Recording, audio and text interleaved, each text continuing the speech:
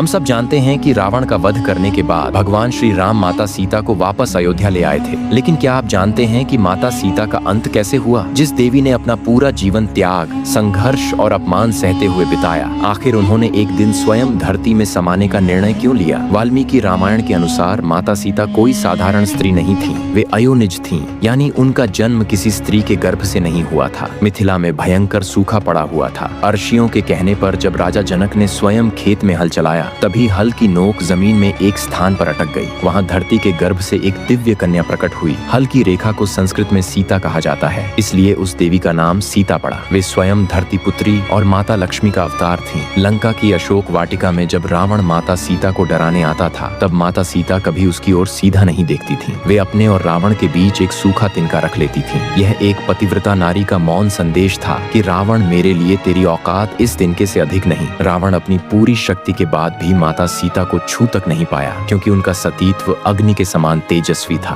फिर समय बीता। लव और कुश ने श्री राम के दरबार में पूरी रामायण गाकर सुनाई। तब समाज के मन में उठ रहे प्रश्नों को समाप्त करने के लिए श्री राम ने माता सीता से अंतिम बार अपनी पवित्रता सिद्ध करने को कहा। लेकिन इस बार माता सीता ने अग्नि परीक्षा नहीं दी। उन्होंने हाथ जोड़कर पूरी पृथ्वी को साक्षी मानते हुए कहा, यदि मैंने मन, वचन और कर्म से केवल श्री राम का ही स्मरण किया है, तो हे धरती माता, मुझे अपनी गोद में संभालो। इतना कहते ही पूरा राज दरबार कांप उठा। धरती दो भागों में फट गई। एक दिव्य स्वर्ण सिंहासन पर स्वयं भूमि देवी प्रकट हुई। उन्होंने माता सीता को अपनी बाहों में भर लिया। भगवान श्री राम उन्हें पुकारते रहे, लेकिन माता सीता हमेशा के लिए धरती माता की गोद में विलीन हो गईं। अगर माता सीता के त्याग और पवित्रता ने आपके हृदय को भी भावुक कर दिया हो, तो पूरे सम्मान के साथ कमेंट में जय माता सीता जरूर लिखें।